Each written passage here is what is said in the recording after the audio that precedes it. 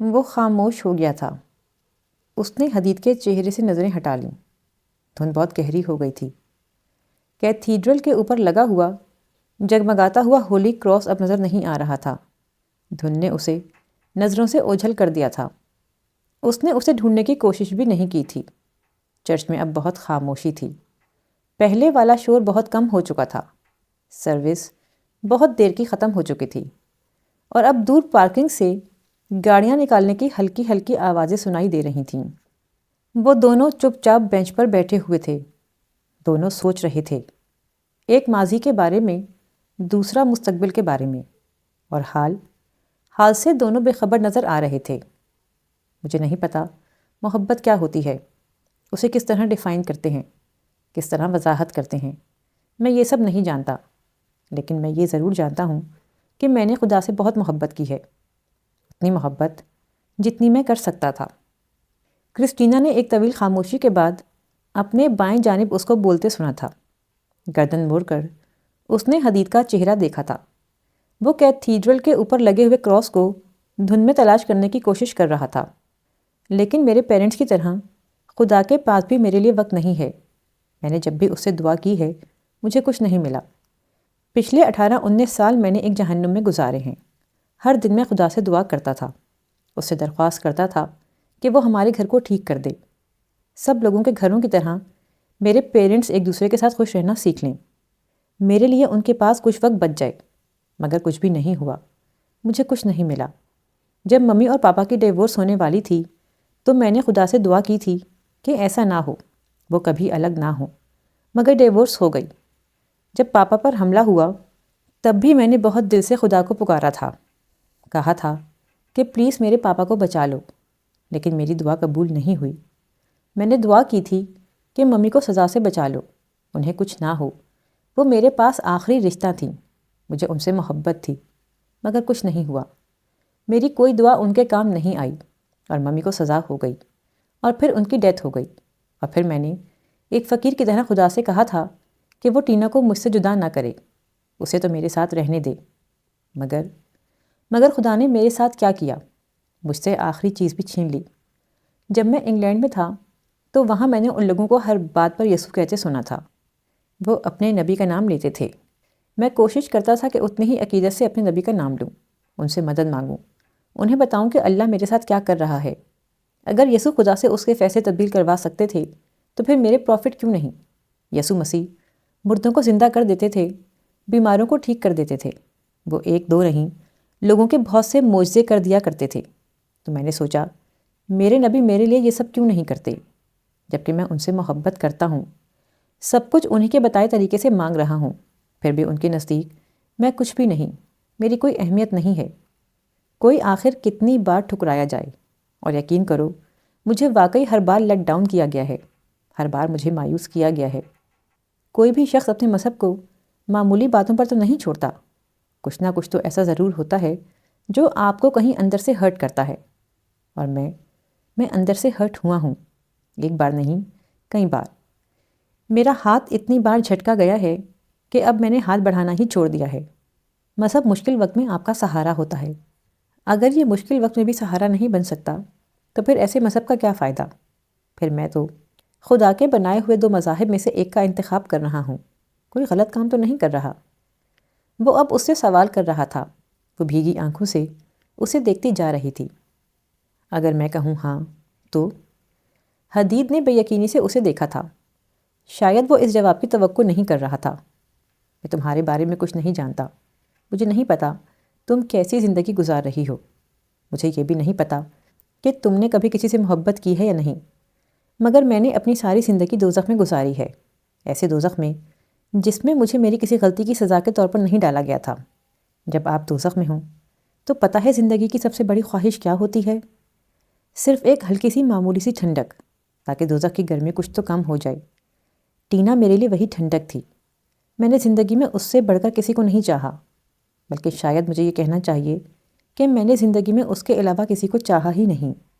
میں نے خدا سے کہا تھا کہ میں نے ہر چیز کھو دی ہے لیکن مجھے پرواہ نہیں ہے، لیکن اگر ٹینا میری زندگی سے نکل گئی تو پھر سب کچھ بدل جائے گا، ہر چیز ختم ہو جائے گی، میرا ایمان، میرا پیغمبر، میرا مذہب، میں سب کچھ چھوڑ دوں گا۔ اور میں نے خدا سے ریکویسٹ کی تھی کہ وہ ایسا کبھی نہ کرے، لیکن اس نے کیا۔ اس نے مجھے دکھا دیا کہ اسے میری پرواہ نہیں ہے۔ اس نے مجھے بتا دیا کہ اس کے نزدیک میری ویلیو ایک چیونٹی جتنی بھی نہیں ہے۔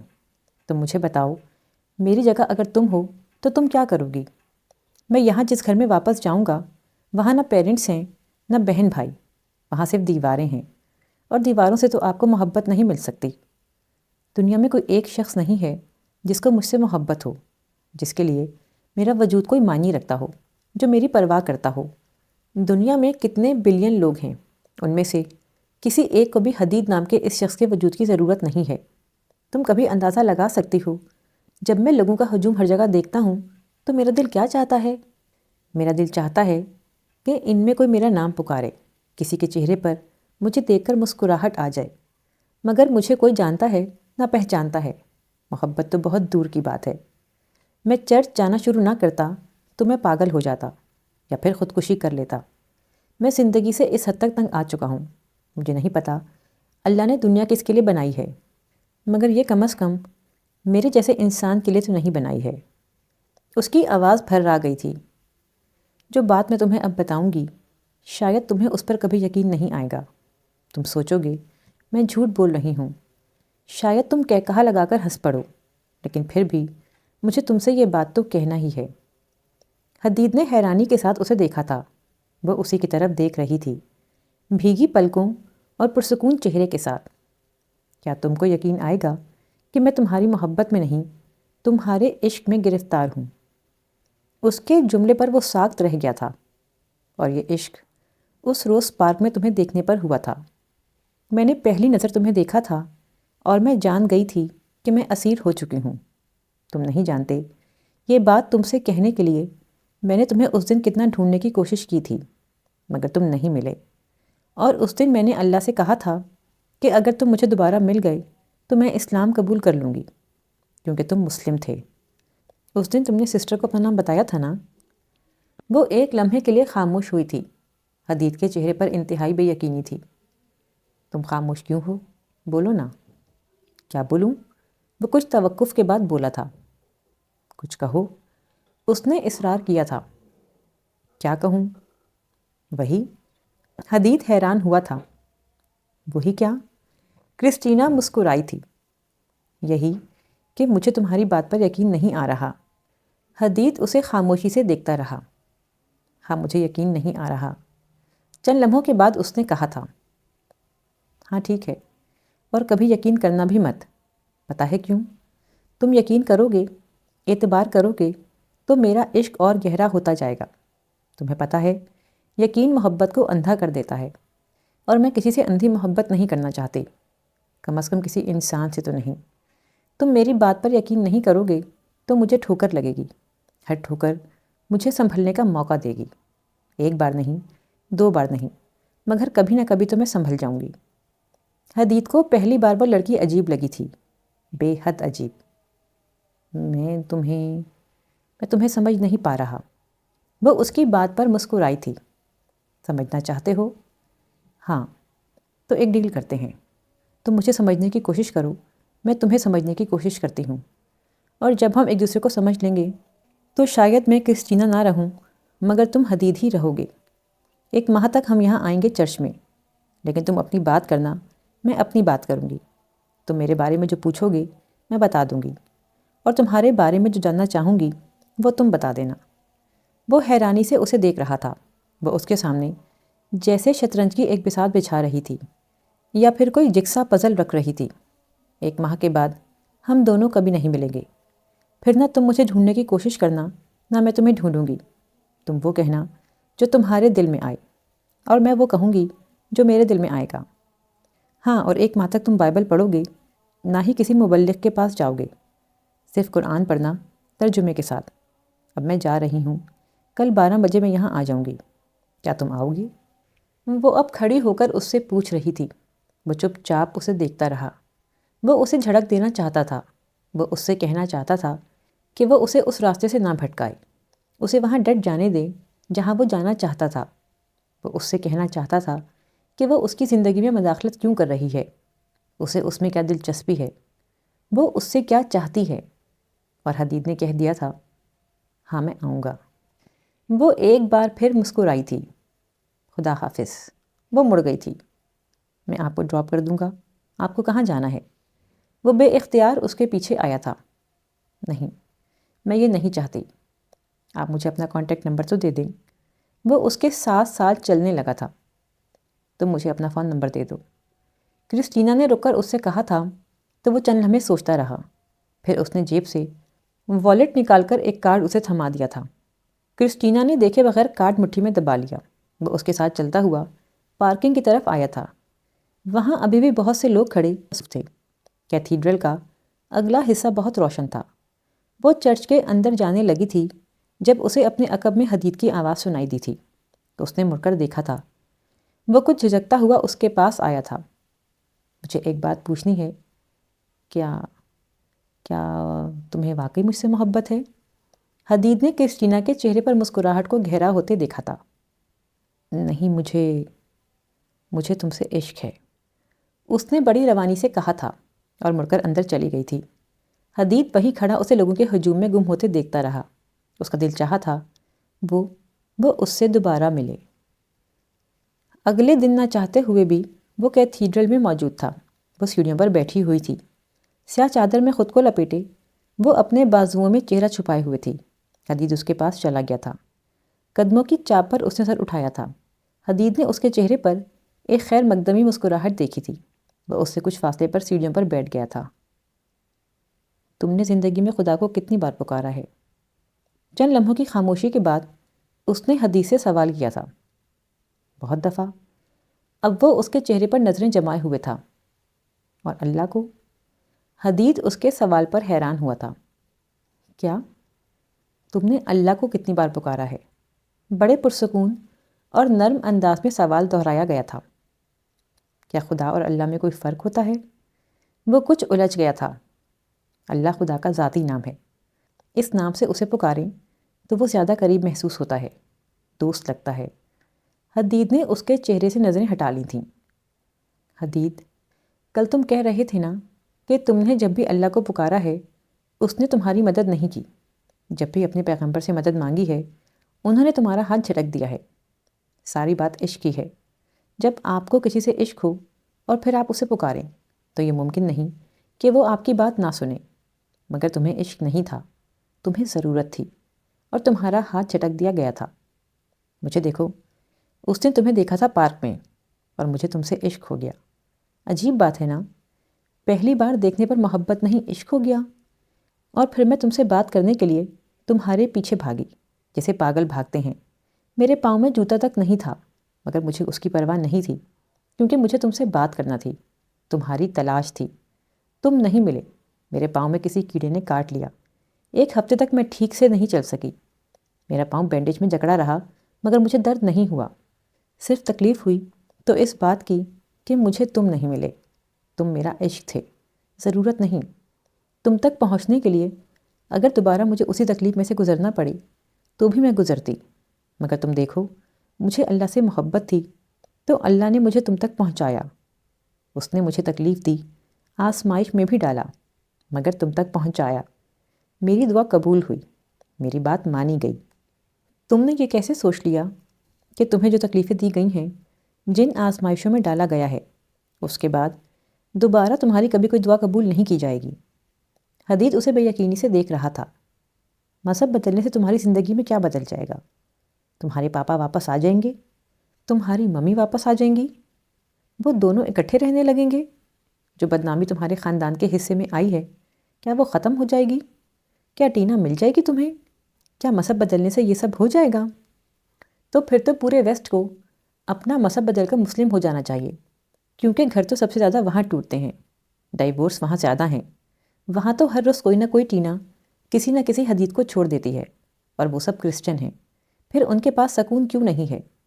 یہ مان لو حدید، جو چیزیں تمہارے مقدر میں تھیں اور ہیں وہ تم نہیں بدل سکتے، وہ ہو کر رہیں گی، چاہے تم مسلم ہو، کرسچن ہو یا کچھ اور۔ مذہب سر پر پڑی ہوئی چادر نہیں ہے کہ چادر میں سے دھوپ آنے لگی تو دوسری چادر اوڑھ لی۔ تمہارے ساتھ زندگی میں جو کچھ ہوا وہ تمہارا قصور نہیں تھا، تمہارا مقدر تھا، اور مقدر کو قبول کر لینا چاہیے، مگر یہ ضرور یاد رکھو کہ کچھ دوسرے لوگوں کی غلطیاں تمہارا مقدر بنیں، اور تمہیں زندگی میں وہ غلطیاں نہیں کرنی جو کسی دوسرے کا مقدر بن جائیں۔ تم سن رہے ہو میں کیا کہہ رہی ہوں؟ کرسٹینا نے اس کے کندھے پر ہاتھ رکھا تھا۔ وہ دونوں ہاتھوں کی انگلیاں ایک دوسرے میں پھنسائے گھٹنوں پر کونیاں ٹکائے بیٹھا تھا۔ اس نے کرسٹینا کو کوئی جواب نہیں دیا تھا، صرف ایک نظر اس کی طرف دیکھا تھا۔ تم جانتے ہو تمہیں کس قدر خوش قسمت بنا کر پیدا کیا گیا ہے؟ تمہیں سب سے بہترین مذہب کا پیروکار بنا کر پیدا کیا گیا۔ تم پر اتنی بڑی رحمت، اتنی بڑی نعمت کسی جدوجہد کے بغیر ہی اتار دی گئی۔ تم نے کبھی اس کے بارے میں سوچا ہے؟ خدا نے کبھی میرے ساتھ انصاف نہیں کیا، وہ بالآخر دھیمی آواز میں بولا تھا۔ کیوں؟ صرف اس لیے کہ اس نے تمہیں چند چیزوں سے محروم رکھا یا محروم کر دیا؟ جن چیزوں سے محروم رکھا انہیں تم انگلیوں کے پوروں پر گن سکتے ہو، مگر جو چیزیں اس نے تمہارے مانگے بغیر ہی تمہیں دے دیں انہیں تم انگلیوں کے پوروں پر نہیں گن سکتے۔ اپنی محرومیاں مجھے بتاؤ گے تو چند منٹ لگیں گے، اور اگر ان عنایات کا ذکر کرو گے جو اللہ نے تم پر کی ہیں تو تمہیں رات ہو جائے گی، اور یہ سب اللہ نے تمہیں اس وقت دیا جب تم مسلمان ہو۔ کرسٹینا، میرے پاس سکون نہیں ہے، اور مجھے اس وقت سکون کے علاوہ دنیا کی کسی اور چیز کی ضرورت نہیں ہے۔ جن چیزوں کی تم بات کر رہی ہو مجھے ان کی بھی ضرورت نہیں ہے، اور سکون تمہیں مذہب تبدیل کرنے سے مل جائے گا، ہے نا؟ میں کرسچن ہوں، مجھے تو نہیں ملا سکون، پھر تمہیں کہاں سے ملے گا؟ میں نے بائبل کے کچھ حصے پڑھے ہیں، مجھے سکون ملا ہے۔ میں نے پوری بائبل پڑھی ہے، مجھے سکون نہیں ملا۔ وہ بے چینی کے عالم میں اس کا چہرہ دیکھتا رہا تھا۔ میں سچ کہہ رہا ہوں کرسٹینا، مجھے واقعی سکون ملا۔ تمہیں پتہ ہے تمہیں سکون کیوں ملا؟ کیونکہ تم نے سکون کی تلاش میں بائبل کو پڑھا۔ قرآن پاک کو کتنی بار تم نے سکون کی تلاش میں پڑھا ہے؟ قرآن پاک کو تو ہمیشہ ضرورت کے لیے پڑھا۔ چرچ میں آ کر تمہیں سکون ملا ہوگا، کیونکہ یہاں تم صرف سکون کے لیے ہی آئے تھے۔ مسجد میں کتنی بار تم صرف سکون کی تلاش میں گئے ہو؟ وہاں تو ہمیشہ تم ضرورت کے تحت ہی گئے ہوگے۔ وہ کچھ دیر کچھ نہیں بول سکا۔ اس کے پاس دلیل تھی، اور حدید کے پاس بہانہ تھا، اور دلیل ہر بہانے کے پرخچے اڑا رہی تھی۔ تم نے بائبل کو کس زبان میں پڑھا؟ انگلش میں؟ اور قرآن کو؟ عربک میں۔ تم نے بائبل کو کس عمر میں پڑھا؟ 19 سال کی عمر میں۔ اور قرآن کو؟ 10 سال کی عمر میں۔ وہ چند لمحے خاموشی سے اس کا چہرہ دیکھتی رہی تھی۔ تم نے بائبل کو 19 سال کی عمر میں سکون کے لیے اس زبان میں پڑھا جسے تم جانتے ہو، اور تمہیں لگا کہ تمہیں سکون مل گیا ہے۔ تم نے قرآن پاک کو 10 سال کی عمر میں صرف ضرورت کے لیے اس زبان میں پڑھا جسے تم جانتے تک نہیں ہو، اور تمہیں لگا کہ تمہیں کچھ نہیں ملا۔ تم محمد کے پیروکاروں میں سے ہونا، تمہیں پتہ ہے انہوں نے کیسی زندگی گزاری تھی؟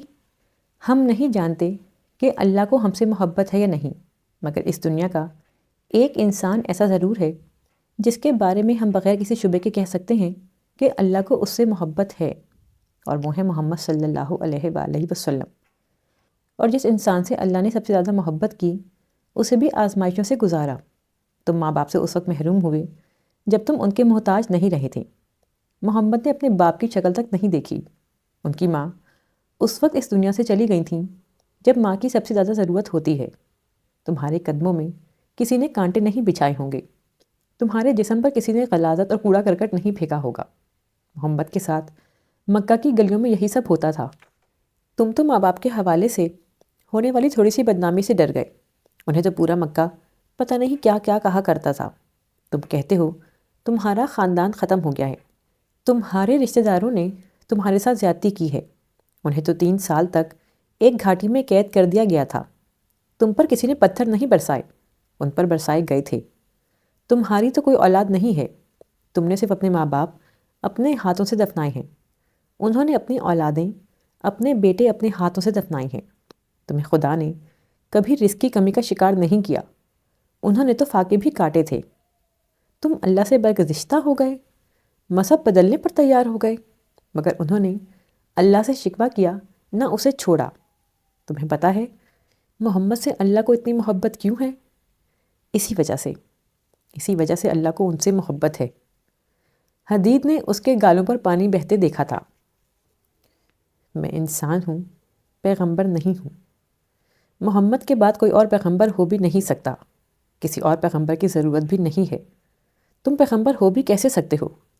تم تو پیغمبر کے پیروکار بھی نہیں رہنا چاہتے۔ حدید نے دونوں ہاتھوں سے اپنا سر پکڑ لیا تھا۔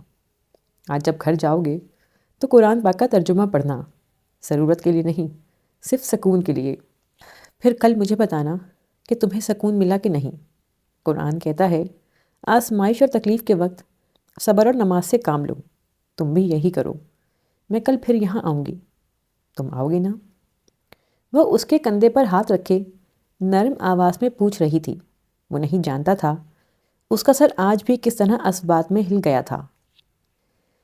ہمارے لیے 24 گھنٹوں میں 5 بار اللہ کو یاد کرنا بہت مشکل ہے، لیکن ہم یہ چاہتے ہیں کہ اللہ 24 گھنٹوں میں ہر پل ہمارا خیال رکھے، ہمیں ہر نقصان سے بچائے، ہمیں ہر اس چیز سے نوازے جس کی ہمیں خواہش ہے۔ اگلے دن وہ ایک بار پھر وہاں موجود تھا اور وہ اس سے کہہ رہی تھی۔ وہ چپ چاپ اس کی بات سن رہا تھا۔ اور اگر ان میں سے کوئی ایک چیز بھی نہ ہو تو ہم اللہ سے شکوہ کرنے لگتے ہیں، اسے بتانے لگتے ہیں کہ اس نے ہمیں کتنا بدقسمت بنایا ہے، اپنی محرومیوں کا ماتم کرتے ہیں۔ یہاں اسی زمین پر کتنے ایسے لوگ ہیں جو اس طرح معذور ہیں کہ ذہن کے علاوہ ان کے جسم کا کوئی حصہ کام نہیں کرتا، اور وہ پھر بھی اللہ کا شکر ادا کرتے ہیں۔ یہاں کتنے ہیں جن کے پورے خاندان کسی نہ کسی حادثے کا شکار ہو جاتے ہیں، وہ پھر بھی صبر کرتے ہیں۔ اللہ سے سودے بازی نہیں کی جا سکتی۔ اس کو کوئی دلچسپی نہیں ہے کہ تم مسلمان رہتے ہو یا نہیں۔ تمہارے مذہب بدل لینے سے دنیا میں مسلمان ختم تو نہیں ہو جائیں گے۔ محمد کے ماننے والوں میں تو کمی نہیں آئے گی، لیکن اگر فرق کسی کو پڑے گا تو تم کو پڑے گا۔ نقصان اگر کوئی اٹھائے گا تو تم اٹھاؤ گے۔ حدید خاموش رہا تھا اور وہ بولتی رہی تھی۔ اس نے بہت کچھ کہا تھا، بہت سے لفظ اس کے دل کے ساتھ ساتھ سماعتوں میں بھی اترے تھے۔ وہ پھر دوبارہ آنے کا کہہ کر چلی گئی تھی۔ وہ بھی گھر آ گیا تھا۔ رات کو فادر جوشوا نے اسے فون کیا تھا اور اس سے نہ آنے کا سبب پوچھا تھا۔ اس نے طبیعت کی خرابی کا بہانہ بنا دیا تھا۔ وہ اگلے دن ان کے پاس نہیں گیا تھا۔ وہ ایک بار پھر کرسٹینا کے پاس چلا گیا تھا۔ کرسٹینا، تم نے مجھے اپنے بارے میں کچھ نہیں بتایا۔ اس نے اس کی بات سنتے سنتے اس کو ٹوکا تھا۔ وہ خاموش ہو گئی تھی۔ میرے بارے میں کیا جاننا چاہتے ہو؟ چند لمحوں بعد اس نے پوچھا تھا۔ تمہارے فیملی بیک گراؤنڈ کے بارے میں؟ حدید نے اس کے چہرے پر ایک سایہ لہراتے ہوئے دیکھا تھا۔ میری فیملی مجھے چھوڑ چکی ہے، اس نے اسے کہتے سنا تھا۔ حدید اس کی بات پر حیران ہوا تھا۔ کیوں؟ بہت سی وجوہات ہیں۔ تم نے مذہب بدل لیا، کیا اس لیے؟ حدید نے چند لمحوں کی خاموشی کے بعد اس سے پوچھا تھا۔ ہاں۔ پھر اب تم کہاں رہتی ہو؟ ایک ہاسٹل میں۔ اس کی سمجھ میں نہیں آیا وہ اب اس سے اور کیا پوچھے۔ چند لمحے وہ خاموش رہا تھا۔ پھر تم یہاں کیوں آئی ہو؟ یہاں کچھ لوگوں سے میری واقفیت ہے، وہ ابھی یہ نہیں جانتے کہ میں مذہب تبدیل کر چکی ہوں، اس لیے میری مدد کر دیتے ہیں فائنینشلی۔ مجھے جاب کی بھی تلاش ہے اور شاید مجھے یہاں جاب مل جائے۔ حدید سنجیدگی سے اسے دیکھتا رہا تھا۔ اور اگر ان لوگوں کو تمہارے بارے میں پتہ چل گیا تو؟ میں نہیں جانتی پھر کیا ہوگا۔ میں لاہور سے تعلق نہیں رکھتی، ایک چھوٹے سے شہر سے تعلق ہے میرا۔ میری فیملی کو پتہ نہیں ہے کہ میں یہاں ہوں۔ تم خود گھر چھوڑ کر آ گئی ہو؟ ہاں۔ حدید ایک بار پھر خاموش ہو گیا تھا۔ دونوں کے درمیان کوئی بات نہیں ہوئی تھی۔ وہ اس شام کچھ بوجھل دل کے ساتھ گھر واپس آیا تھا۔ وہ کرسٹینا کی بے خوفی اور جرأت پر حیران تھا۔ کیا کوئی لڑکی اتنا بڑا قدم اٹھا سکتی ہے؟ کیا کوئی اتنا ثابت قدم ہو سکتا ہے؟ اور یہ ثابت قدمی اسے میری کتاب نے عطا کی ہے، تو کیا مجھے یہ ثابت قدمی اپنی کتاب سے نہیں مل سکتی؟ اس کا ذہن ایک عجیب کشمکش کا شکار تھا۔ ملازم نے اسے فادر جوشوا کے فون کے بارے میں بتایا تھا۔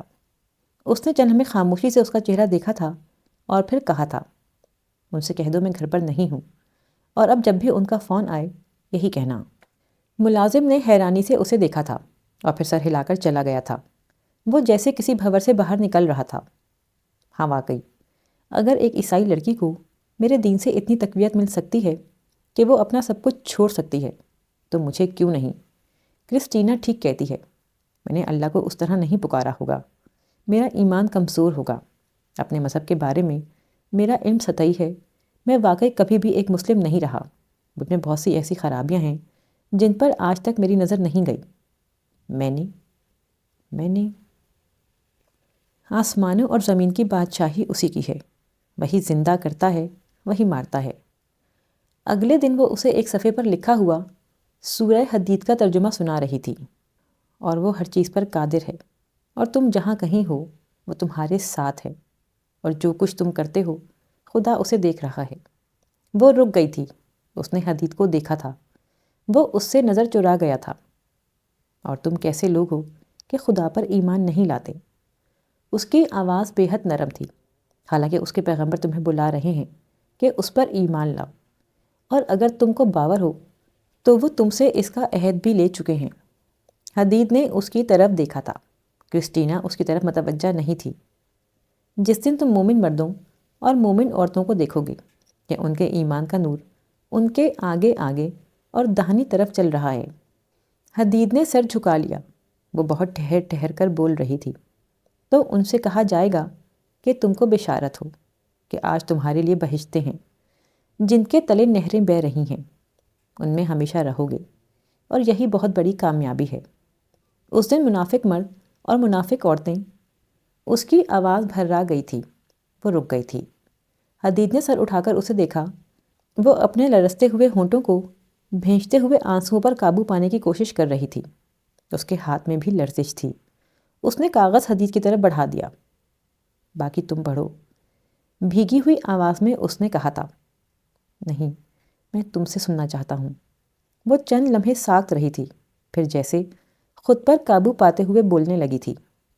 اس دن منافق مرد اور منافق عورتیں مومنوں سے کہیں گے کہ ہماری طرف نظر کیجیے کہ ہم بھی تمہارے نور سے روشنی حاصل کریں، تو ان سے کہا جائے گا کہ پیچھے کو لوٹ جاؤ۔ حدید نے اپنے بازوؤں میں چہرہ چھپا لیا تھا، اور وہاں نور تلاش کرو۔ پھر ان کے بیچ ایک دیوار کھڑی کر دی جائے گی جس میں ایک دروازہ ہوگا، جو اس کے اندرونی جانب ہو تو اس میں تو رحمت ہے، اور جو بیرونی جانب ہے اس طرف عذاب ہے۔ تو منافق لوگ مومنوں سے کہیں گے ہم دنیا میں تمہارے ساتھ نہ تھے۔ وہ لوگ کہیں گے کیوں نہیں، مگر تم نے خود اپنے آپ کو اس مصیبت میں ڈالا اور ہمارے حق میں حوادث کے منتظر رہے اور اسلام میں شک کیا۔ اس کی آواز اسے اندر تک کاٹ رہی تھی۔ وہ دوبارہ کبھی کسی کو اپنا چہرہ دکھانا نہیں چاہتا تھا، اور لاحاصل آرزوؤں نے تم کو دھوکہ دیا، یہاں تک کہ خدا کا حکم آن پہنچا، اور خدا کے بارے میں شیطان دغا باز دغا دیتا رہا۔ تو آج تم سے معاوضہ نہیں لیا جائے گا، اور نہ کافروں سے ہی۔ اس کا پورا وجود موم بن کر پگھل رہا تھا، وہ آہستہ آواز میں بولتی جا رہی تھی، اور نہ کافروں سے ہی قبول کیا جائے گا۔ تم سب کا ٹھکانہ دوزخ ہے کہ وہی تمہارے لائق ہے، اور وہ بری جگہ ہے۔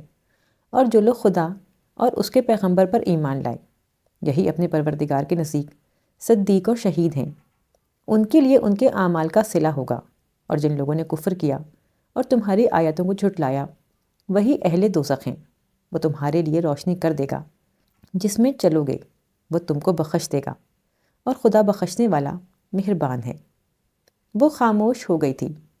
حدید بازوؤں میں سر چھپائے بیٹھا رہا۔ چاروں طرف ایک عجیب سا سناٹا پھیلا ہوا تھا۔ ہوا سے ہلنے والے پتوں کی سرسراہٹ کے علاوہ وہاں کچھ سنائی نہیں دے رہا تھا۔ اگر میں واپس جانا چاہوں تو، اگر مجھے اپنے کیے پر افسوس ہو تو، اگر میں اللہ سے معافی مانگنا چاہوں تو، اگر میں پچھتاوے کا اظہار کروں تو کیا ہوگا کرسٹینا؟ کیا اللہ مجھے معاف کر دے گا؟ اس نے لڑکھڑاتی ہوئی آواز میں اس سے پوچھا تھا۔ ہاں، وہ تمہیں معاف کر دے گا، وہ تمہارے لیے روشنی کر دے گا جس میں چلو گے، اور تمہیں بخش دے گا، اور خدا بخشنے والا مہربان ہے۔ تو میں دوبارہ کبھی یہ گناہ نہیں کروں گا، میں دوبارہ کبھی یہ سب نہیں کروں گا، میں مرتے دن تک مسلمان ہی رہوں گا۔ میں اب کسی چیز کے گم ہونے پر خدا سے شکوہ نہیں کروں گا، بس تم میرے لیے اللہ سے دعا کرنا کہ وہ مجھے معاف کر دے۔ وہ بھرائی ہوئی آواز میں کہتا گیا تھا۔ میں اپنی تعلیم مکمل کرنے کے لیے باہر جانا چاہتا ہوں، کچھ پراپرٹی بیچ چکا ہوں، باقی چند دنوں میں بیچ دوں گا۔ اگلے دن وہ بے حد پرسکون تھا۔ ٹھہرے ہوئے لہجے میں وہ اپنے آئندہ پروگرام کے بارے میں بتا رہا تھا۔ وہ سنتی جا رہی تھی۔ بات کرتے کرتے وہ اچانک رک گیا۔ تمہارا نام کیا اب بھی کرسٹینا ہی ہے؟ نہیں، میرا نام ثانیہ ہے، اس نے حدید کو بتایا تھا، مگر سب یہاں مجھے کرسٹینا کے نام سے ہی جانتے ہیں۔ میں تم سے باہر جانے کے بعد بھی کانٹیکٹ رکھنا چاہتا ہوں۔ تم مجھے کوئی ایڈریس بتاؤ، کوئی فون نمبر۔ ثانیہ کچھ دیر اس کا چہرہ دیکھتی رہی تھی۔ تم دارالکلام آ کر میرے بارے میں پوچھ سکتے ہو، رابطہ بھی کر سکتے ہو۔ اس نے حدید کو ایک ایڈریس لکھوا دیا تھا۔ حدید نے اس کا ایڈریس نوٹ کر لیا تھا۔ میں باہر جا کر تمہیں اپنا ایڈریس بھجوا دوں گا۔ کیا میں توقع رکھوں کہ تم میرے ساتھ رابطہ رکھو گی؟ اس نے والیٹ جیب میں رکھتے ہوئے اس سے پوچھا تھا، اور اس نے اس بات میں سر ہلا دیا تھا۔ اگلے ایک ہفتے میں اس نے اپنی باقی پراپرٹی بھی بیچ دی تھی۔ اپنے نانا کو اس نے اپنی آمد کی اطلاع دے دی تھی، اور سیٹ کنفرم کروانے کے بعد وہ آخری بار کرسٹینا سے ملنے گیا تھا۔ میں کل واپس جا رہا ہوں، اس نے کرسٹینا کو بتایا تھا۔ وہ خاموش رہی تھی۔ کچھ دیر تک اس نے بھی کچھ نہیں کہا تھا۔ حدید نے اپنی جیب سے ایک چیک نکال کر اس کی طرف بڑھایا تھا۔ وہ حیران ہوئی تھی۔ یہ کچھ روپے ہیں، یہ بہت زیادہ نہیں ہیں، مگر اتنے ضرور ہیں کہ تمہیں کافی عرصے تک کسی سے مدد لینی نہیں پڑے گی۔ تم مسلمان ہو چکی ہو تو تمہیں مسلمان بن کر ہی رہنا چاہیے۔ کرسٹینا نے ہاتھ نہیں بڑھایا تھا۔ مجھے روپے کی ضرورت نہیں ہے، میری جاب کا انتظام ہو چکا ہے، اب مجھے کوئی پرابلم نہیں ہوگی۔ پھر بھی میں چاہتا ہوں یہ چیک تم لے لو، تمہیں اس کی ضرورت پیش آ سکتی ہے۔ حدید، مجھے ضرورت نہیں ہے، مجھے تم سے روپیہ نہیں چاہیے۔ اس بار اس نے عجیب سے لہجے میں کہا تھا۔ حدید کچھ مایوس ہوا تھا۔ اس نے اپنا ہاتھ پیچھے کر لیا تھا۔ خاموشی کا ایک اور طویل وقفہ ان کے درمیان آیا تھا۔ کیا تم 2 سال میرا انتظار کر سکتی ہو؟ اس نے کرسٹینا کو چونکتے دیکھا تھا۔ انتظار؟ تم نے کہا تھا تم مجھ سے محبت کرتی ہو، ہم دونوں اکٹھے اچھی زندگی گزار سکتے ہیں۔ 2 سال بعد میں واپس آ کر تم سے شادی کر لوں گا، وہ اس سے کہہ رہا تھا۔ تم میرے بارے میں بہت کم جانتے ہو، مجھے کچھ نہیں جاننا۔ میرے لیے صرف اتنا کافی ہے کہ تم مجھ سے محبت کرتی ہو۔ وہ اس کی بات پر اس کا چہرہ بہت غور سے دیکھتی رہی تھی۔ کیا تم 2 سال میرا انتظار کر سکتی ہو؟ وہ ایک بار پھر پوچھ رہا تھا۔ ہاں۔ وہ اٹھ کر کھڑا ہو گیا تھا۔ کرسٹینا نے اس کے چہرے پر ایک مسکراہٹ نمودار ہوتے دیکھی تھی۔ کچھ دیر تک وہ کچھ کہے بغیر اس کے پاس کھڑا رہا تھا۔ پھر کرسٹینا نے اسے سیڑھیوں سے اترتے دیکھا تھا۔ آہستہ آہستہ وہ مڑ کر اس کی نظروں سے اوجھل ہو گیا تھا۔ کرسٹینا نے ایک گہری سانس لے کر اپنا چہرہ ہاتھوں میں ڈھانپ لیا تھا۔ لندن آ کر پہلا کام جو اس نے کیا تھا وہ کرسٹینا کو خط لکھنے کا تھا۔ ثانیہ، پچھلے چند ہفتوں میں میری زندگی میں بہت کچھ بدل گیا ہے۔ اگلے چند ہفتوں میں مجھے کچھ اور تبدیلیوں سے گزرنا ہے۔ زندگی میں پہلی بار مجھے ان تبدیلیوں سے کوئی خوف نہیں آ رہا۔ زندگی میں پہلی بار مجھے یوں لگ رہا ہے جیسے میں زمین پر کھڑا ہوں، کسی خلا میں نہیں ہوں۔ تم نے مجھے قرآن پاک پڑھنے کے لیے کہا تھا۔ آج یہاں آنے کے بعد جب میں نے قرآن پاک پڑھنا شروع کیا تو پہلی آیت وہ تھی جس کا ترجمہ چند دن پہلے تم نے مجھے سنایا تھا۔ میرے لیے واقعی میرا اللہ کافی ہے۔ ابھی چند دن مجھے خود کو دریافت کرنے میں لگیں گے۔ اس کے بعد تمہیں بتاؤں گا کہ اپنے دین کو جاننا شروع کرنے کے بعد مجھے کیسا لگ رہا ہے۔ مجھے اپنی دعاؤں میں یاد رکھنا۔ محمد حدید۔ یہ آخری خط نہیں تھا جو اس نے ثانیہ کو لکھا تھا۔ ہر ہفتے وہ اسے خط پوسٹ کر دیتا، چاہے پہلے خط کا جواب آیا ہوتا یا نہیں۔ کئی مہینوں تک یہ سلسلہ چلتا رہا تھا۔ ثانیہ اس کے خطوط کا جواب بہت باقاعدگی سے دیتی رہی تھی۔ پھر تقریباً 8-9 ماہ کے بعد اس نے حدید کو لکھا تھا کہ وہ کسی دوسرے شہر میں شفٹ ہو رہی ہے، اس لیے وہ آئندہ اسے اس ایڈریس پر خط نہ لکھے۔ وہ کچھ عرصے تک اپنا نیا ایڈریس بھجوا دے گی۔ چند ماہ تک حدید اسے خط لکھے بغیر اس کے خط کا انتظار کرتا رہا تھا۔ پھر اسے ثانیہ کا خط ملا تھا۔ اس میں حدید سے اتنے دن خط نہ لکھنے کے لیے معذرت کی گئی تھی، اور یہ بتایا گیا تھا کہ ابھی تک اسے رہائش کے لیے کوئی مناسب جگہ نہیں ملی۔ اس نے یہ بھی لکھا تھا کہ وہ اگلے خط میں اسے اپنا نیا ایڈریس بھجوا دے گی۔ اگلے خط میں اسے ایک ایڈریس بھجوا دیا گیا تھا۔ حدید مطمئن ہو گیا تھا۔ ایک بار پھر اس نے ثانیہ کو خط لکھنے شروع کر دیے تھے، مگر اس کے خطوط کے جوابات آنا بہت کم ہو گئے تھے۔ پھر یہ سلسلہ مکمل طور پر بند ہو گیا تھا۔ وہ چند ماہ کافی پریشان رہا تھا، مگر پھر اس نے یہ سوچ کر خود کو دلاسا دے لیا تھا کہ 2 سال مکمل ہونے ہی والے ہیں، وہ چھٹیوں میں خود پاکستان جائے گا اور ثانیہ سے ملے گا۔ چوکی دار نے اسے اندر آفس میں پہنچا دیا تھا۔ بردر میلکم نے آنے والے کو غور سے دیکھتے ہوئے اس سے ہاتھ ملایا تھا اور پھر بیٹھنے کے لیے کہا تھا۔ میرا نام حدید ہے، میں ایک لڑکی کے بارے میں پتہ کرنے آیا ہوں، اس کا نام کرسٹینا ہے۔ اور حدید نے کرسٹینا کی بتائی ہوئی ساری معلومات دہرانی شروع کر دی تھی۔ ہم وہ تقریباً 1 سال پہلے یہاں رہتی تھیں، مگر پھر یہاں سے چلی گئی تھیں۔ میلکم نے اس سے کہا تھا۔ جی میں جانتا ہوں، اور میں اس ایڈریس پر بھی گیا تھا جو انہوں نے مجھے بھجوایا تھا، مگر وہ اس ہاسٹل میں نہیں ہیں، وہ صرف چند دن ہی وہاں رہی تھیں، پھر وہاں سے کہیں اور چلی گئی تھیں۔ میں نے سوچا شاید وہ یہاں پر واپس آ گئی ہوں، یا اگر آپ مجھے ان کے بارے میں کچھ بتا سکیں۔ حدید نے تفصیل سے انہیں بتایا تھا۔ بردر میلکم خاموش ہو گئے تھے۔ چند لمحے خاموش رہنے کے بعد انہوں نے کہا تھا، آپ کے لیے بڑی شاکنگ نیوز ہوگی، لیکن یہاں سے جانے کے کچھ عرصے کے بعد ہمیں پتہ چلا تھا کہ ایک ایکسیڈنٹ میں کرسٹینا کی ڈیتھ ہو گئی تھی۔ حدید سکتے میں آ گیا تھا۔ شاید اسی وجہ سے وہ دوبارہ آپ سے رابطہ نہیں کر سکیں۔ آپ کیسے کہہ سکتے ہیں کہ وہ؟ حدید اپنی بات مکمل نہیں کر پایا۔ بردر میلکم نے ہمدردی سے اسے دیکھا تھا۔ ان کی ایک دوست نے بتایا تھا۔ وہ دونوں ہاتھ ٹیبل پر جمائے بردر میلکم کو بے یقینی کے عالم میں دیکھتا رہا تھا۔ آپ ان کے کیا لگتے ہیں؟ بردر میلکم نے اس سے پوچھا تھا۔ اس کا ذہن بالکل معاف ہو چکا تھا۔ وہ بے تاثر چہرے کے ساتھ بردر میلکم کو دیکھتا رہا۔ کیا آپ مجھے اس کی قبر کے بارے میں بتا سکتے ہیں؟ وہ ایک دم جیسے بہت تھک گیا تھا۔ نہیں، ہم اس بارے میں کچھ نہیں جانتے۔ ان کے مرنے کے کافی دنوں کے بعد ہمیں پتہ چلا تھا۔ اس دوست کا پتہ بتا سکتے ہیں؟ وہ کچھ بے چین ہو گیا تھا۔ وہ شادی کے بعد پاکستان سے باہر جا چکی ہے۔ پہلے ان کی فیملی کو ٹریس آؤٹ کرنا پڑے گا اور پھر انہیں، مگر یہ ضروری نہیں ہے کہ وہ بھی آپ کو کرسٹینا کے بارے میں کچھ بتا پائیں۔ ہو سکتا ہے انہوں نے بھی کسی سے اس بارے میں سنا ہو، اس لیے بہتر یہی ہے کہ آپ ان کے لیے دعا کریں۔ وہ اٹھ کر کھڑا ہو گیا تھا۔ اگر کبھی آپ کو کرسٹینا کے بارے میں کچھ پتہ چلے تو مجھے اطلاع دیجیے گا۔ بردر میلکم سے ہاتھ ملاتے ہوئے اس نے درخواست کی تھی۔ انہوں نے اسے تسلی دی تھی۔ دارالکلام سے باہر آتے ہوئے وہ بے حد افسردہ تھا۔ سڑک کے کنارے چلتے ہوئے اسے 2 سال پہلے کے سارے واقعات یاد آ رہے تھے۔ کسی بھی چیز کے ختم ہونے سے زندگی ختم نہیں ہوتی۔ ہر بار کسی چیز کے کھونے پر اللہ سے شکوہ کرنے کے بجائے اس کا شکر ادا کرنا کہ اس نے تم سے صرف ایک چیز لی ہے، سب کچھ نہیں لیا۔ 2 سال پہلے کہے گئے اس کے الفاظ حدید کے کانوں میں گونج رہے تھے۔ انگلینڈ میں گزارے جانے والے 2 سال میں وہ اپنی آئندہ کی 20 سالہ زندگی کا پلان بنا چکا تھا۔ ثانیہ کے ساتھ رابطہ ٹوٹنے کے باوجود وہ اس کے ذہن سے محو نہیں ہوئی تھی۔ اس کی آواز ہر لمحہ اس کی سماعتوں میں گونجتی رہتی تھی۔ اور اب سب کچھ ایک بار پھر سے بکھر گیا تھا۔ سارے خواب، سارے منصوبے، ساری خواہشات ایک بار پھر سے ختم ہو گئی تھیں۔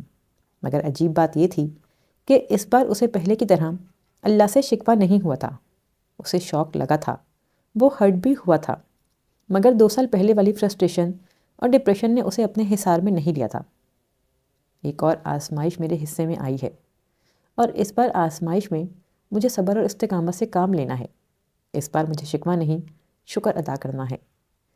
ہوٹل کے کمرے میں نماز پڑھنے کے بعد سامان پیک کرتے ہوئے اس نے سوچا تھا، اللہ تعالیٰ فرماتا ہے کہ قیامت کے دن وہ لوگ جن کی دنیا میں تمام خواہشات پوری ہوئی ہیں، ان لوگوں پر خدا کا انعام و اکرام دیکھیں گے جن کی دنیا میں خواہشات پوری نہیں ہوئیں، تو وہ دھاڑیں مار مار کر روئیں گے اور خواہش کریں گے کہ کاش دنیا میں انہیں کچھ بھی نہ ملتا۔ اس کی سماعتوں میں ایک بار پھر ایک آواز لہرائی تھی، اور میں اسی لیے صبر کروں گا۔ اس نے زیر لب کہا تھا، اور میں اللہ سے دعا کروں گا کہ تم سے ہونے والی ہر غلطی کو معاف کر دے اور تمہیں ان نیکیوں کے لیے اگلی دنیا میں بہت کچھ دے جو تم نے یہاں اس دنیا میں میرے جیسے لوگوں کے ساتھ کی ہیں۔ اس نے آنکھیں بند کرتے ہوئے چہرے کو ہاتھوں سے ڈھانپ لیا تھا۔ سسٹر، مجھے آپ سے ایک درخواست کرنی ہے۔ وہ اس دن چرچ سے واپس آ کر سیدھی سسٹر پیٹریشیا کے پاس گئی تھی۔ سسٹر الزبتھ بھی ان کے پاس بیٹھی ہوئی تھیں۔ میں یہاں کانوینٹ میں رہنا نہیں چاہتی، آپ مجھے کہیں اور بھجوا دیں۔ سسٹر پیٹریشیا سسٹر پیٹریشیا اس کے مطالبے پر حیران رہ گئی تھیں۔ کیوں؟ کیا ہو گیا ہے؟ میں یہاں خود کو آزاد محسوس نہیں کرتی۔ میں اپنے مذہب کے مطابق عبادت نہیں کر سکتی۔ مجھے صرف قرآن پاک میں دلچسپی ہے، ان کتابوں میں نہیں جو آپ مجھے پڑھنے کے لیے دیتی ہیں۔ سسٹر پیٹریشیا کو وہ اتنی بدلی ہوئی لگی تھی کہ انہیں چند لمحوں کے لیے یقین نہیں آیا تھا کہ یہ سب الفاظ اس کے ہیں۔ کرسٹینا، تمہیں کیا ہوا ہے؟ پلیز سسٹر، میں کرسٹینا نہیں، ثانیہ ہوں، آپ مجھے میرے نام سے پکاریں۔ سسٹر پیٹریشیا نے سسٹر الزبتھ کی طرف دیکھا تھا۔ سسٹر، میں مسلمان ہوں اور میں مسلمان ہی رہنا چاہتی ہوں۔ میری برین واشنگ کرنے کی کوشش نہ کریں۔ وہ خود یہ نہیں جانتی تھی کہ وہ اتنی طاقتور کیسے ہو گئی تھی، مگر اس وقت اسے کسی چیز سے خوف نہیں آ رہا تھا، نہ کسی کی ناراضگی سے، نہ کسی کے اکیلا کر دینے سے، اور نہ ہی موت سے۔ ثانیہ، تمہارا نام صرف اس لیے بدلا گیا تھا تاکہ تمہارے نام کی کسی لڑکی کے یہاں ہونے کی بات لیک آؤٹ نہ ہو سکے، ورنہ اور کوئی وجہ نہیں تھی۔ سسٹر پیٹریشیا کا لہجہ ایک دم معذرت خواہانہ ہو گیا تھا۔ آپ یہ خبر لیک آؤٹ ہو جانے دیں، مگر مجھے میرے نام سے پکاریں۔ میں اب کسی چیز سے خوفزدہ نہیں ہوں۔ میرے ساتھ جو ہونا ہے وہ ہوگا اور میں اسے روک نہیں سکتی، مگر آپ مجھ سے میرا تشخص چھیننے کی کوشش نہ کریں، مجھے یہاں سے بھجوا دیں۔ اس کا لہجہ اتنا قطعی تھا کہ دونوں سسٹرز میں سے کسی نے مزید کچھ نہیں کہا تھا۔ ٹھیک ہے، تم کو یہاں سے بھجوا دیا جائے گا۔ Thank you sister. وہ کمرے سے نکل آئی تھی۔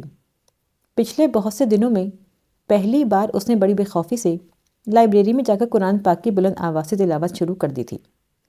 اب مجھے اس شخص کے لیے چرچ نہیں جانا، کیونکہ وہ وہاں نہیں آئے گا۔ وہ کبھی کسی چرچ میں اللہ کو ڈھونڈنے اور سکون پانے نہیں جائے گا، اور مجھے کسی جھوٹ کا سہارا لے کر یہاں سے اس کے پاس نہیں جانا پڑے گا۔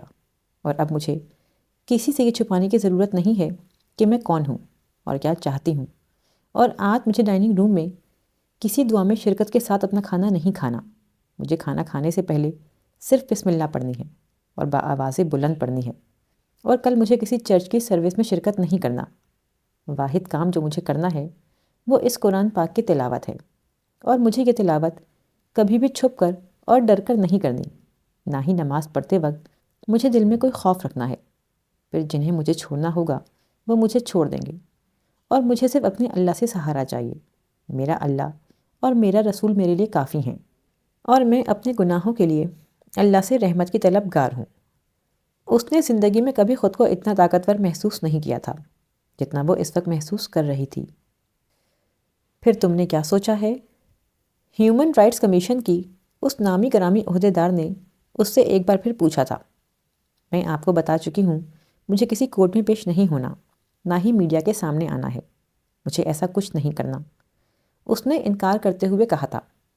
تم انکار نہیں کر سکتی، یہ دونوں کام تمہارے لیے ضروری ہیں۔ تم اس کیس میں گواہ ہو، تمہاری گواہی بہت ضروری ہے۔ تمہاری گواہی کے بغیر بلال بچ جائے گا۔ اس کے سر میں درد کی لہریں اٹھنے لگی تھیں۔ اور میڈیا کے سامنے آنا اس لیے ضروری ہے تاکہ تم انہیں بتا سکو کہ اس ملک میں عورتوں کو کس قسم کی مصیبتوں کا سامنا کرنا پڑتا ہے، ان کے حقوق کس طرح پامال کیے جاتے ہیں، اقلیتوں کے ساتھ کس طرح کا سلوک کیا جاتا ہے، ان کے ساتھ کس طرح امتیاز برتا جاتا ہے۔ تمہارا میڈیا کے سامنے آنا بہت ضروری ہو گیا ہے۔ وہ عورت بولتی جا رہی تھی۔ آپ کو پتہ ہے میرے اس طرح کے بیانات سے کیا ہوگا؟ مسلمانوں اور اقلیتوں کے درمیان تعلقات کشیدہ ہو جائیں گے۔ میں نہیں چاہتی میری وجہ سے کسی اقلیت کو نقصان اٹھانا پڑے، مگر آپ مجھ سے جو چاہ رہی ہیں اس کے بعد یہی ہوگا۔ وہ کچھ برہم ہو گئی تھی۔ ہم نے اس بارے میں بہت سوچا ہے، اور پچھلے 1 سال کے عرصے میں یہی سوچ کر خاموشی اختیار کیے رکھی ہے تاکہ اس مسئلے کی وجہ سے دونوں کمیونٹیز کے درمیان کوئی کشیدگی نہ ہو۔ مگر اب حالات کافی حد تک نارمل ہیں۔ جوئل کی فیملی باہر منتقل ہو چکی ہے، ان پر کسی قسم کے حملے کا خطرہ نہیں ہے، مگر باقی لوگوں پر تو ہے۔ ساری اقلیتیں تو باہر شفٹ نہیں ہو سکتیں۔ میری ایک غلطی سے میری اور ڈیوڈ کی فیملی کو جو نقصان پہنچ چکا ہے، میں نہیں چاہتی اب ویسا کوئی نقصان کسی دوسرے کو برداشت کرنا پڑے۔ تم نے کوئی غلطی نہیں کی۔ تم نے جو کیا وہ اپنے حق کے لیے کیا۔ تاریخ میں تم جیسی لڑکیوں کا نام بہت اونچی جگہ لکھا جائے گا۔ وہ عورت اب ایک بار پھر اس کے سامنے جال بچھا رہی تھی۔ مجھے کسی تاریخ میں نام نہیں لکھوانا ہے۔ مجھے کسی تاریخ کا حصہ بھی نہیں بننا ہے۔ میں نے جو کچھ کیا مجھے اس پر کوئی فخر نہیں ہے۔ دنیا کا کوئی پانی اس سیاہی کو دور نہیں کر سکتا۔ میرے گناہ نے میرے ہاتھ پاؤں کاٹ کر مجھے محتاج بنا کر آپ کے سامنے پھینک دیا ہے۔ اب میں چاہوں بھی تو اپنے پیروں پر خود کھڑی نہیں ہو سکتی، مگر میں اس سب کے لیے کسی کو ذمہ دار نہیں سمجھتی۔ یہ صرف اور صرف میری غلطی تھی۔ میری غلطی کی وجہ سے ڈیوڈ کو مشکلات کا سامنا کرنا پڑا ہے، اور بس یہ کافی ہے۔ مجھے کسی میڈیا کے سامنے آ کر اپنا یہ بدصورت چہرہ لوگوں کو نہیں دکھانا ہے۔ وہ عورت عجیب نظروں سے اسے دیکھتی رہی۔ میڈیا کے سامنے تمہیں آنا چاہیے یا نہیں، مگر کورٹ میں تمہیں پیش ہونا چاہیے۔ تم مانتی ہو کہ غلطی تمہاری تھی، جس کی وجہ سے ڈیوڈ کو مشکلات کا سامنا کرنا پڑا۔ تو کیا یہ ضروری نہیں ہے کہ تم انصاف کرو ڈیوڈ کے ساتھ، اس کی فیملی کے ساتھ؟ تم کورٹ میں پیش نہ ہو کر ایک اور گناہ نہیں کرو گی کیا؟ سچ چھپا کر، بلال کو سزا سے بچا کر؟ پلیز پلیز اس وقت مجھے اکیلا چھوڑ دیں۔ اس وقت میں کچھ نہیں سوچنا چاہتی۔ پلیز آپ یہاں سے چلی جائیں۔ وہ ایک دم سر پکڑ کر چلانے لگی تھی۔ ہیومن رائٹ کمیشن سے متعلق وہ تینوں عورتیں کچھ دیر خاموشی سے ایک دوسرے کو دیکھتے رہنے کے بعد کمرے سے نکل گئی تھیں۔ ان عورتوں کے جانے کے بعد بہت دیر تک اس کے ذہن میں ان کی باتیں گونجتی رہی تھیں۔ وہ ایک عجیب ششوپنج میں گرفتار تھی۔ اس کی گواہی سے بلال کو نقصان پہنچتا تھا، اور گواہی نہ دینے سے وہ ضمیر کی خلش کا شکار تھی۔ بلال نے ڈیوڈ کو قتل کیا ہے، اور میں گواہی نہ دے کر اس گناہ میں اس کی شریک کیوں بننا چاہتی ہوں؟ میں گواہی نہ دے کر ایک بار پھر اللہ کے سامنے نہیں، میں اب ایسا کوئی کام نہیں کروں گی جس سے مجھے اللہ کی ناراضگی کا سامنا کرنا پڑے۔ اگر میں اپنے غلط کام کی سزا بھگت رہی ہوں تو پھر بلال کو بھی سزا ملنی چاہیے۔ دنیا کا کوئی قانون اسے یہ حق نہیں دیتا کہ وہ ڈیوڈ کو قتل کر دے۔ اگر بات انصاف کی ہے تو ڈیوڈ اور اس کے گھر والوں کے ساتھ بھی انصاف ہونا چاہیے۔ اس شام نماز پڑھنے کے بعد خود بخود ہی جیسے اس کے لیے ہر فیصلہ کرنا آسان ہو گیا تھا۔ اس نے زندگی میں کبھی اتنے لوگوں کو خود کو گھورتے نہیں دیکھا تھا۔ ان میں ہر طرح کی نظریں تھیں۔ وہ نظریں جن میں اس کے لیے نفرت تھی، وہ نظریں جن میں اس کو دیکھ کر حیرانی تھی، اور وہ نظریں جن میں اس کے لیے ترس تھا۔ کورٹ کے اندر داخل ہونے تک اس نے اپنے بارے میں بہت سے جملے سن لیے تھے۔ اس کا دل ان جملوں کو سن کر زمین میں گڑنے کو نہیں چاہا تھا۔ وہ پہلے ہی زمین میں گڑ چکی تھی۔ وہ جسے چاہے ذلت دیتا ہے۔ اس کے ذہن میں ایک آیت لہرائی تھی، اور اس ذلت کا انتخاب میں نے اپنی مرضی سے کیا، اور اب مجھے صبر کرنا چاہیے۔ اس نے چادر سے چہرے کو چھپاتے ہوئے اپنے ہونٹوں کو بھینچ لیا تھا۔ کورٹ روم میں بہت عرصے کے بعد اس نے چند ایسے چہروں کو دیکھا تھا جن کے بغیر رہنا کبھی اس کے لیے ناممکن تھا، اور اب وہ کتنے عرصے سے ان کے بغیر ہی رہ رہی تھی۔ اس نے یاد کرنے کی کوشش کی تھی کہ ٹہرے میں کھڑے بلال پر اس نے دوسری نظر نہیں ڈالی تھی۔ پہلی نظر اس سے ملتے ہی بلال نے زمین پر تھوک دیا تھا، اور یہ بلال وہ تھا جو اس کے کہنے پر کوئی بھی کام کرنے کو تیار رہتا تھا۔ اور آج اس کی آزمائش تھی۔ اسے پہلی بار احساس ہو رہا تھا کہ عدل کرنا کتنا مشکل کام ہوتا ہے، اور تب عدل کرنا جب اس سے اپنے ہی جسم کا ایک حصہ زخمی ہوتا ہو۔ اس نے اپنے وجود میں پہلی بار کپکپاہٹ محسوس کی تھی۔ جج نے اسے کٹہرے میں بلوا لیا تھا۔ لوگوں سے بھرے ہوئے کورٹ روم پر نظر دوڑاتے ہوئے اس نے جج کو دیکھا تھا۔ ایک گہری سانس لے کر اس نے اپنا بیان ریکارڈ کروانا شروع کر دیا تھا۔ کورٹ روم میں سناٹا تھا، اور وہ جانتی تھی بلال کی زندگی کا فیصلہ اس کے منہ سے نکلنے والے الفاظ کریں گے، اور اس نے وہاں سچ کے علاوہ اور کچھ بھی نہیں کہا تھا۔ اگلے چند ہفتوں میں عدالت نے اس کی کسٹڈی کا فیصلہ بھی کیا تھا۔ وہ نہیں جانتی تھی کہ جج پر کتنا پریشر ڈالا گیا تھا، مگر اس کا نتیجہ یہ ہوا تھا کہ اسے اس کی مرضی کے مطابق اسی ادارے کے پاس رہنے دیا گیا تھا جہاں وہ رہ رہی تھی، اور وہ جانتی تھی کہ چند دنوں کے اندر اسے اپنے ملک سے باہر بھجوا دیا جائے گا۔ اور اس کے بعد اس نے عدالت کو بلال کو عمر قید کی سزا دیتے ہوئے سنا تھا۔ اس نے بلال کے چہرے پر پھیلتی ہوئی تاریکی بھی دیکھی تھی۔ وہ بلال کے خوابوں سے واقف تھی، اور وہ یہ بھی جانتی تھی کہ اب اس کی زندگی کہاں گزرے گی۔ وہ 30 سال کا تھا، اور اگلے کئی سال اس نے، اور یہ سب صرف میری وجہ سے ہوا، صرف میری وجہ سے، اس نے سوچا تھا، اور اس کے اعصاب پر تھکن سوار ہونے لگی تھی۔ کوئی اپنے خاندان کے لیے اتنی رسوائی کا سبب نہیں بن سکتا جتنی رسوائی میں نے اپنے خاندان کو دی ہے۔ کاش اللہ نے مجھے اس دنیا میں اتارا نہ ہوتا، یا اتارا ہوتا تو بہت پہلے مجھے مار دیا ہوتا، اتنی لمبی زندگی نہ دی ہوتی۔ اس نے کوٹ سے باہر نکلتے ہوئے اپنی گیلی آنکھوں کو رگڑتے ہوئے کہا تھا، مجھے اپنی زندگی کے لیے خود راستہ ڈھونڈنے دیں، میں وہ سب نہیں کر سکتی جو آپ لوگ چاہتے ہیں۔ مجھے کسی پریس کانفرنس میں اسلام اور پاکستان میں عورتوں کے حقوق کے حوالے سے کوئی مذمتی بیان نہیں دینا۔ آپ مجھے اپنے ہاتھ کا ہتھیار مت بنائیں، مجھے چھوڑ دیں، میری برین واشنگ مت کریں۔ تم بہت سے حقائق کو نظر انداز کر رہی ہو۔ اس وقت اگر تم اس ملک میں زندہ سلامت موجود ہو تو یہ ہماری وجہ سے ہے۔ تم کو یاد رکھنا چاہیے کہ تمہارے لوگ اور تمہارا خاندان تمہارے ساتھ کیا کر سکتے تھے۔ صرف ہم لوگوں کی وجہ سے تم یہاں محفوظ بیٹھی ہو۔ ہم تمہیں صرف ایک بار پریس کانفرنس میں پیش کرنا چاہتے ہیں، اس کے بعد تم بے شک دوبارہ کبھی پریس کے سامنے مت آنا۔ مجھے ایک بار بھی پریس کے سامنے نہیں آنا، اور اگر آپ نے مجھے مجبور کیا تو میں پریس کانفرنس میں یہ کہہ دوں گی کہ مجھے آپ لوگوں نے ٹریپ کیا تھا، اور میں یہ سب کچھ آپ لوگوں کے کہنے پر ہی کر رہی ہوں، اس لیے بہتر ہے کہ آپ مجھے چھوڑ دیں۔ امریکہ آنے کے بعد اسے مسلسل پریشرائز کیا جا رہا تھا کہ وہ ایک پریس کانفرنس سے خطاب کرے تاکہ میڈیا کے ذریعے ان ایشوز کو مزید اچھالا جائے جو پاکستان کے متعلق مغربی عوام کی رائے خراب کرتے رہے ہیں۔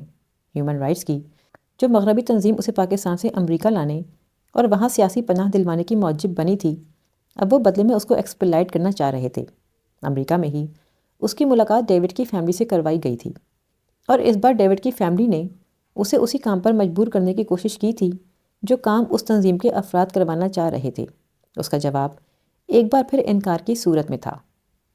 میں جانتی ہوں میری وجہ سے آپ کو اپنے بیٹے کی جان سے ہاتھ دھونا پڑا، مگر میں مجبور ہوں، میں آپ کی بات نہیں مان سکتی۔ ڈیوڈ کی فیملی واپس جاتے ہوئے بہت مشتعل تھی۔ اسے قائل کرنے میں ناکامی پر چند ہفتوں کے بعد اسے اس کی مرضی کے مطابق چھوڑ دیا گیا تھا۔ وہ وہاں سے نکلتے ہی طے کر چکی تھی کہ اسے کہاں جانا تھا۔ پرس میں کچھ ڈالرز اور ایک بیگ لیے وہ اسلامک سینٹر چلی گئی تھی۔ وہ جانتی تھی اب اسے مدد کی ضرورت تھی، اور یہ مدد اسے امریکہ میں کہیں اور سے نہیں مل سکتی تھی۔ اسے سر چھپانے کے لیے جگہ اور ایک جاب کی ضرورت تھی، اور یہ چیزیں اسے اب کوئی اور نہیں دے سکتا تھا۔ اسلامک سینٹر میں اس نے چند باتوں کے علاوہ اپنے بارے میں سب کچھ بتا دیا تھا، اور پھر مدد کے لیے درخواست کی تھی۔ اسے جواب میں ایک ریفرنس لیٹر کے ساتھ ایک پاکستانی کے پاس بھجوا دیا گیا تھا۔ وہاں جا کر اسے دوبارہ اپنی داستان نہیں سنانی پڑی تھی۔ اس پاکستانی نے اسے ایک اسٹور میں ایک سیلز گرل کے طور پر ملازمت دے دی تھی۔ اسی کے توسط سے ایک جگہ پر پینگ گیسٹ کے طور پر اس کے لیے رہائش کا بندوبست بھی کر دیا گیا تھا۔ اسے ایک بار پھر اپنی زندگی نئے سرے سے صرف اپنے بلبوتے پر شروع کرنی تھی، اور یہ کام اسے شروع میں بہت مشکل لگتا تھا۔ بعض دفعہ سب کچھ اسے ایک ڈراؤنا خواب لگتا تھا۔ اسے لگتا تھا جب وہ نیند سے بیدار ہوگی تو یہ خواب بھی ختم ہو جائے گا، وہ ایک بار پھر وہیں کھڑی ہوگی جہاں پہلے تھی، مگر ایسا نہیں ہوتا تھا۔ اسے یقین نہیں آتا تھا کہ جو کچھ وہ کر چکی ہے وہ واقعی اس نے کیا تھا۔ اسے ڈیوڈ سے محبت کیسے ہو گئی، اور پھر اس کے لیے میں جو کچھ کرتی رہی وہ کیسے کرتی رہی؟ کیا وہ سب کرنے والی میں ہی تھی؟ وہ بعض دفعہ سوچ کر حیران ہو جاتی تھی، اور یہ سب اس لیے ہوا کیونکہ مجھے مذہب کا پتہ ہی نہیں تھا۔ اگر پتہ ہوتا تو یہ سب کچھ کبھی نہ ہوتا۔ وہ پچھتاوے کا شکار ہو جاتی۔ کیا مجھے واقعی ڈیوڈ سے محبت ہوئی تھی، یا پھر وہ سب کچھ ایک جادو تھا، ایک ایسا جادو جس نے میری زندگی برباد کرنے کے علاوہ اور کچھ نہیں کرنا تھا؟ بلال جیل کے اندر عمر قید کاٹے گا، میں ملک سے باہر عمر قید کاٹوں گی۔ وہ عمر قید کاٹنے کے بعد آزاد ہو کر واپس گھر چلا جائے گا۔ سب کچھ اس کے لیے دوبارہ شروع ہو سکتا ہے۔ مجھے اپنی باقی زندگی کسی اولڈ ہوم میں گزارنا ہوگی۔ جاب سے واپس گھر آنے کے بعد وہ کئی گھنٹے روتی رہتی، اور پھر اچانک اسے وہ یاد آنے لگتا۔ بے اختیار اس کے آنسو تھم جاتے۔ پتہ نہیں وہ اب کیسا ہوگا، زندگی کیسے گزار رہا ہوگا، مجھے یاد کرتا بھی ہوگا یا نہیں۔ جو وہ اس سے اپنا رابطہ ختم کرتی گئی تھی اسے وہ زیادہ یاد آنے لگا تھا۔ جب اس نے مکمل طور پر اس سے رابطہ ختم کر دیا تب اسے پہلی بار پتہ چلا تھا وہ اس کے لیے صرف نیکی نہیں رہا تھا، وہ اس کے لیے کچھ اور ہو چکا تھا، اور یہ انکشاف اس کے لیے بے حد ہولناک تھا۔ اس کا خیال تھا اسے ڈیوڈ کے بعد کسی سے محبت نہیں ہو سکتی تھی، مگر اس کا خیال غلط ثابت ہو چکا تھا۔ اس سے محبت ہو چکی تھی۔ بعض دفعہ اپنے قریب سے گزرتے ہوئے کسی شخص پر اسے اس کا گمان ہوتا اور وہ اسے پکار بیٹھتی، پھر اچانک اسے احساس ہوتا کہ وہ کیا کر رہی تھی۔ بہتر ہے وہ کبھی دوبارہ میرے سامنے نہ آئے، اس سے دوبارہ کبھی میری ملاقات نہ ہو، ورنہ وہ میرے ہر جھوٹ کو جان جائے گا اور پھر وہ میرے بارے میں کیا سوچے گا۔ اللہ تعالیٰ اسے دوبارہ کبھی میرے سامنے مت لانا۔ وہ ہر نماز کے بعد اللہ سے دعا کرتی۔ ہر ہفتے وہ اسلامک سینٹر جایا کرتی تھی۔ وہاں جانے کے بعد وہ کچھ پرسکون ہو جاتی تھی۔ اسے آہستہ آہستہ صبر آنے لگا تھا۔ پہلے کی طرح وہ جاب سے آنے کے بعد سارا دن رو کر نہیں گزارتی تھی۔ خاموشی سے قرآن لے کر بیٹھ جاتی تھی۔ کمرے کی خاموشی اور تنہائی میں اسے اللہ اپنے بہت قریب محسوس ہوتا تھا، تو جیسے وہ اس کے ہر عمل کو دیکھ رہا ہو، جانچ رہا ہو، پرکھ رہا ہو۔ بعض دفعہ وہ اپنی سوچوں پر ہنس پڑتی۔ اللہ کو مجھے جانچنے اور پرکھنے کی کیا ضرورت ہے؟ میں اپنے عقیدے پر ثابت قدم رہی ہوں، نہ مستحکم۔ مشکل کے وقت میں نے وہ آگے کچھ سوچنا نہیں چاہتی تھی۔ ماضی اس کے لیے دو دھاری تلوار کی طرح تھا جو اسے زخمی کرتی رہتی تھی۔ میں اپنے اعمال کی وجہ سے اتنا پیچھے چلی گئی ہوں کہ اگر چاہوں تو بھی اللہ کو راضی نہیں کر سکتی۔ گناہ گاروں کو اللہ معاف نہیں کیا کرتا، انہیں میری طرح زندگی میں ہی دوزخ دے دیتا ہے، اور میرے جیسے لوگ ساری عمر اس دوزخ سے فرار نہیں ہو سکتے۔ پھر بھی میں اللہ سے دعا کرتی رہوں گی کہ وہ مجھے اس گناہ کے لیے معاف کر دے جو میں نے اس کی نافرمانی کر کے کیا۔ کاش وقت ایک بار پھر پیچھے چلا جائے اور میں دوبارہ کبھی اللہ اور اپنے پیغمبر کی نافرمانی نہ کروں۔ کاش میں ہمیشہ ان دونوں کی فرما بردار ہوتی، میری زندگی میں نافرمانی کے وہ لمحات کبھی نہ آتے۔ وہ سوچتی اور رونے لگتی۔